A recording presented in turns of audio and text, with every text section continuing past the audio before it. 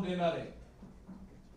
लातूर जिल्ह्यासाठीच नव्हे, राज्यासाठीच नव्हे, तर देशाचं ज्यांना नेतृत्व करण्याची संधी माननीय शिवराजजी पाटील चाकूरकर साहेब यांना जी संधी मिळाली होती आणि त्यांच्याच कुटुंबातील अनेक वर्षापासून सामाजिक जीवनामध्ये जे काम करत होते, माननीय चाकूरकर साहेबांच्या पाठीशी सावलीसारखं त्यांच्या सोबत सतत राहणारे व्यक्तिमत्व माननीय अर्चनाताई पाटील, डॉक्टर अर्चनाताई पाटील चाकूरकर साहेब आज यांचं भारतीय जनता पार्टीमध्ये या ठिकाणी प्रवेश आपण या ठिकाणी घेणार आहे.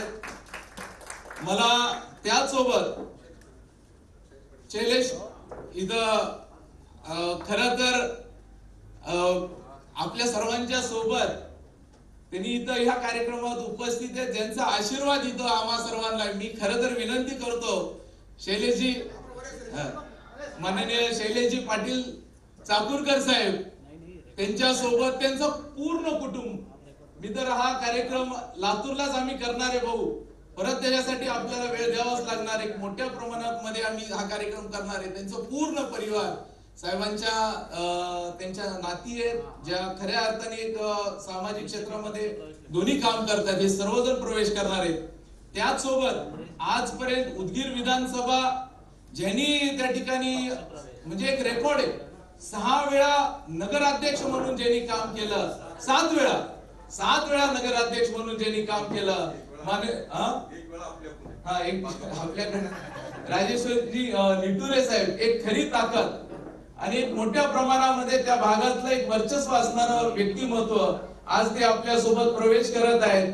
निश्चितपणे लातूर भारतीय जनता पार्टीचा गड होताच, पण येणाऱ्या काळामध्ये भाऊ आम्ही सर्वात अधिक मताने ही लातूरची लोकसभा येणारच येणार, पण ह्या प्रवेशामुळे मराठवाड्यातल्या अनेक लोकसभेवर त्याचा निश्चितपणे परिणाम आम्हाला त्याचा फायदा होणारच आहे.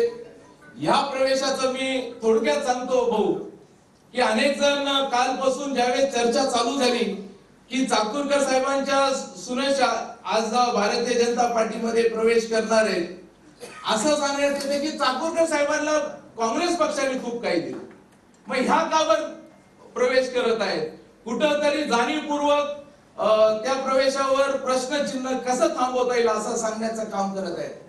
मी आपल्या सर्व पत्रकार बांधवांना सांगतो, लातूर जिल्ह्यातल्या राजकीय सगळ्या घडामोडीशी मी साक्षी आहे.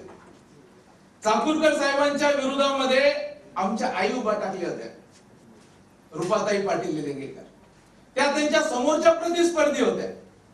त्यांनी चाकूरकर साहेबांच्या समोर उभा टाकून निवडणूक लढली, पण चाकूरकर साहेबांच्या पाठीमध्ये खंजीर खुपसण्याचं काम जर कोणी केलं असेल, सध्याचे तिथले काँग्रेसच्या मंडळींनी केलेले, ह्यांना कंटाळून जे काँग्रेसचं मूळ आहे ह्यांच्याशी म्हणजे चाकूरकर साहेबांच्या विरोधामध्ये अख्खा निवडून आले, पण चाकूरकर साहेबांचा पराभव जर कुणी केला असेल तर ते सध्याचे असणारे तिथल्या देशमुख अँड कंपनीने तो पराभव त्यांचा केलेला आहे, हे विसरायला नको.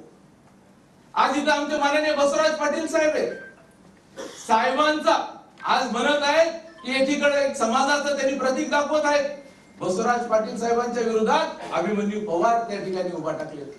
अभिमन्यू पवार निवडून आले, पण त्यांचा पराभव ज्यांनी केला तर ते आम्ही देशमुख होते, यांनी त्यांचा पराभव केला आणि आज त्यांना आज ह्या लोकांबद्दल त्यांनी टीका टिप्पणी करत आहेत.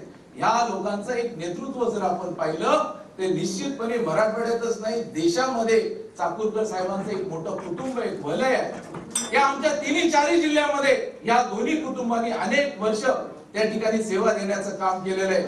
मी खरं तर आमच्यासाठी आजचा सोन्याचा दिवस आहे, म्हणजे आज आमच्या भागामध्ये अनेक वर्ष मी बसवराज पाटील साहेबांना जवळून पाहिलेले.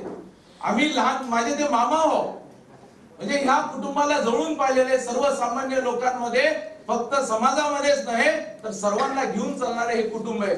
आणि मी ताई साहेब आपल्याला आठवत असेल लातूरला ज्यावेळेस आपण आला होता त्यांनी ताईला आपण आग्रह केला होता, आम्ही सगळेजण मिळून आग्रह केला